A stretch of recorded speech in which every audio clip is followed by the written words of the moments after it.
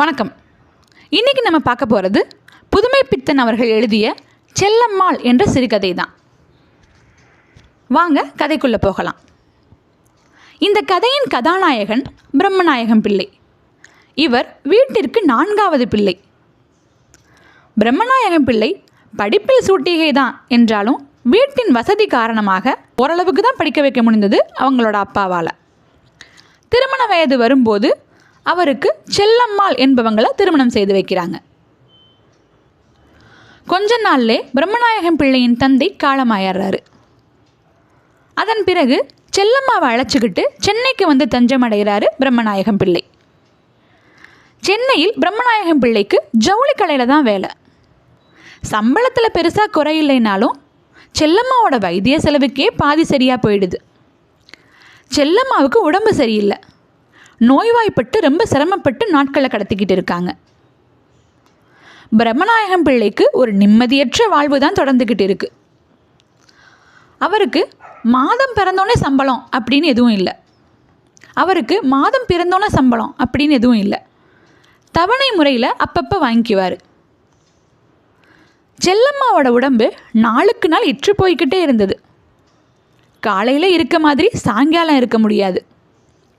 அவங்க வைத்தியத்துக்கு காசு சேர்க்கவே அவர்களது வீடும் நகரத்தின் எல்லையில் மின்சார வசதி இல்லாத இடத்தில் குடியிருக்காங்க பிரம்மநாயகம் பிள்ளையும் செல்லம்மாவும். செல்லம்மாவின் உடல் சுகமில்லைனாலும் இருவரும் பேசும் ஊர் பேச்சும் சிரிப்பும் அவர்களின் பிரச்சனைக்கு ஒரு மருந்தாயிருக்கு. ஒரு நாள் வழக்கம் போல பிரம்மநாயகம் பிள்ளை கடைக்கு கிளம்புறாரு. அப்போ செல்லம்மாவால் நல்லா எழுந்து நடமாட முடிந்தது. ராத்திரி நீங்கள் வரும்போது துவையலும் புளிக்கறியும் செய்கிறேன்னு உற்சாகமாக சொல்கிறாங்க செல்லம்மா. முதல்ல நீ உடம்பை பாரு அப்படின்னு சொல்லிட்டு கிளம்புறாரு பிரம்மநாயகம் பிள்ளை. வழக்கம் போல் கதவை சாத்தி இடுக்கில் கைவிட்டு கொண்டி போட்டுட்டு கதவை திறந்து பார்த்து உறுதிப்படுத்திட்டு கிளம்புறாரு பிரம்மநாயகம் பிள்ளை. போகும் வழியெல்லாம் செல்லம்மாவோட நினப்பு தான். செல்லம்மாவுக்கு ஏதாவது வாங்கிட்டு வரணும்னு மனசில் நினச்சிக்கிட்டே வேலைக்கு போகிறாரு. வேலைக்கு போன உடனேயே மலமலன்னு முதலாளி வேலையை அடுக்கிறாரு. முதலாளிக்கிட்ட செல்லம்மாவுக்கு புடவை வாங்கி கொடுக்க 3 விதமான புடவையை முதலாளிக்கிட்ட அனுமதி கேட்டு வாங்கி வச்சுக்கிறாரு. முதலாளி கொடுத்த வேலையெல்லாம் முடிச்சுட்டு ராத்திரி வீடு திரும்ப 9 மணி ஆயிடுது.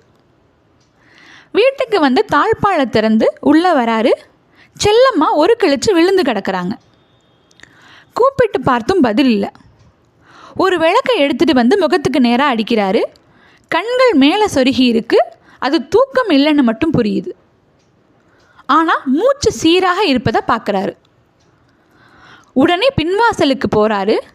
அங்கே அடுப்படியில் காண துவையலும் புளிக்குழம்பும் மணக்க செஞ்சு வச்சுருக்காங்க செல்லம்மா. அங்கிருந்து அவசரமாக வெந்நீரை எடுத்துகிட்டு வந்து ஒத்தரம் கொடுக்குறாரு. எந்திரிக்கவே இல்லை செல்லம்மா. அப்புறம் தைலம்லாம் தேய்க்கிறாரு. அப்படியும் முன்னேற்றம் இல்லை. அப்புறம் சுக்கு எடுத்துகிட்டு வந்து அதை அடுப்பில் காட்டி அந்த நெடியை அவங்க முகத்துக்கு முன்னாடி வைக்கிறாரு. அப்போ தான் செல்லம்மா கொஞ்சமாக முகத்தை அசைக்கிறாங்க. தண்ணின்னு கேட்குறாங்க செல்லம்மா. தண்ணியை கொடுக்குறாரு பிரம்மநாயகம் பிள்ளை. அரை மயக்கத்தில் இருக்காங்க செல்லம்மா. அவங்க அப்படி அரை மயக்கத்தில் இருக்கும்போதெல்லாம் ஏதாவது பெணாத்த ஆரம்பிச்சிடுவாங்க. அன்னைக்கும் செல்லம்மா அவங்க அம்மாவே தன் கண் முன்னாடி இருக்க மாதிரி பேச ஆரம்பிக்கிறாங்க.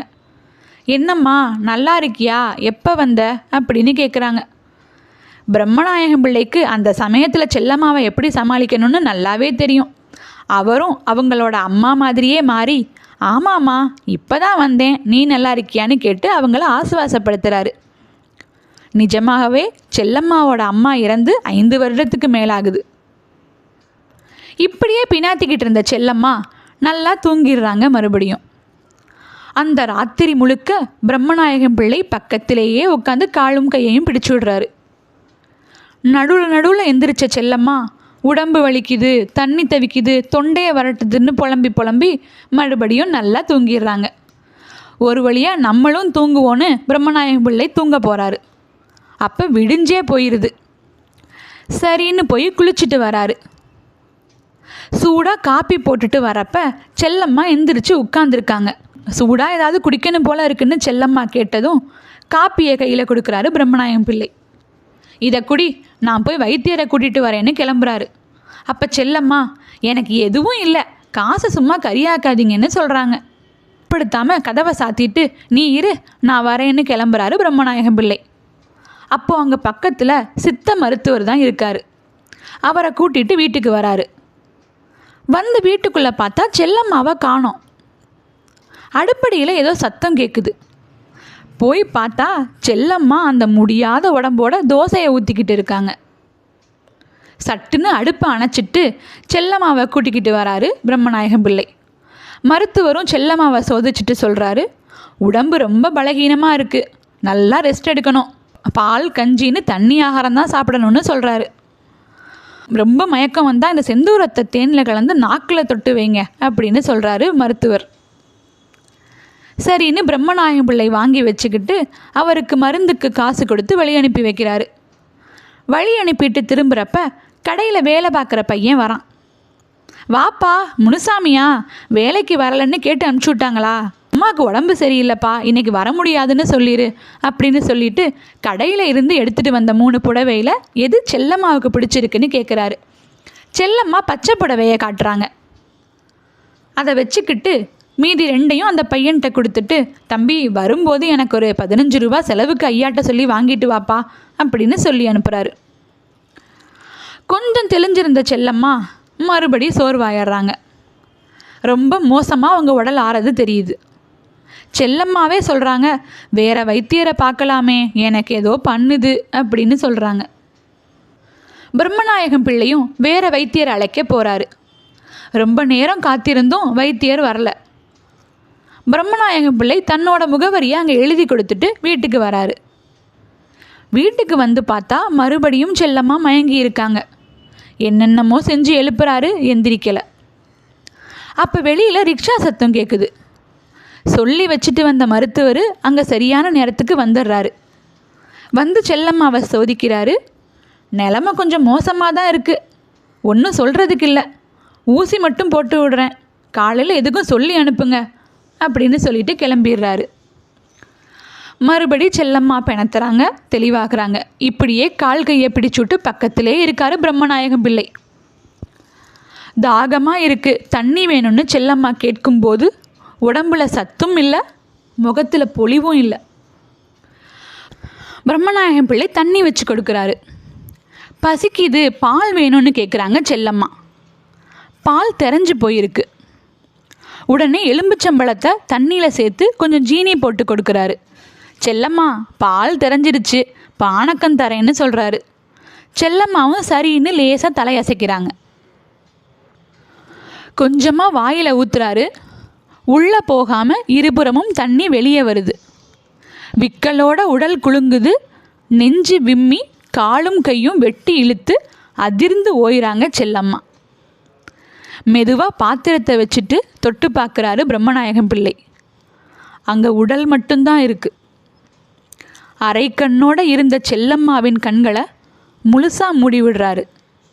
கால் கைகளை சரிப்படுத்துகிறாரு. அவங்கள வெந்நீரில் குளிப்பாட்டி, என்னடி செல்லம்மா பலகீனமாக இருப்ப, இப்போ இந்த கணக்கிறியேடி அப்படின்னு சொல்லிக்கிட்டே அவர் அந்த பச்சை புடவையை கட்டி விடுறாரு. செல்லம்மா உடம்புக்கு செய்ய வேண்டியதை செய்கிறாரு. அவர் அழுகலை, ஆனால் மனம் வெறுமையாக இருக்குது. வாசலுக்கு வராரு. ஐயா அப்படின்னு கூப்பிட்டுக்கிட்டே வேலை செய்யும் பையன் வரான். ஐயா, அம்மாவுக்கு எப்படி இருக்குது? இந்தாங்க 15 ரூபா, முதலாளி கொடுக்க சொன்னார் அப்படின்னு கடைக்கார பையன் கொடுக்குறான். அம்மா தவறிட்டாங்க தம்பி, நீ பணத்தை முதலாளிக்கிட்டேயே கொடுத்துரு, வரும்போது அம்பட்டையானுக்கு சொல்லிடு அப்படின்னு எந்த பதட்டமுமே இல்லாமல் நிதானமாக சொல்கிறாரு பிரம்மநாயகம் பிள்ளை. தந்தையை தெரிவிக்க வேலை பார்க்குற பையன் பதறிக்கிட்டு ஓடுறான். ஒரு கணவன் மனைவி அந்த காலத்தில் உடலிலோ மனதிலோ எவ்வளவு புண்பட்டிருந்தாலும் கூட தன் கணவனை மனைவியோ தன் மனைவியை கணவனோ எவ்வளவு நேசிச்சிருக்காங்க அப்படிங்கிறது இந்த கதையில இருந்து புரியும். அந்யோன்யம் என்பது குறையாமல் ஒருவரை ஒருவர் விட்டு கொடுத்து புரிந்து கொண்டு வாழும் இந்த செல்லம்மாள் என்ற சிறுகதை புதுமைப்பித்தன் அவர்களின் சிறந்த படைப்பு தான். மேலும் பல கதைகளுக்கு தொடர்ந்து பாருங்க. சப்ஸ்கிரைப் பண்ணாதவங்க கண்டிப்பாக சப்ஸ்கிரைப் பண்ணிக்கோங்க. நன்றி.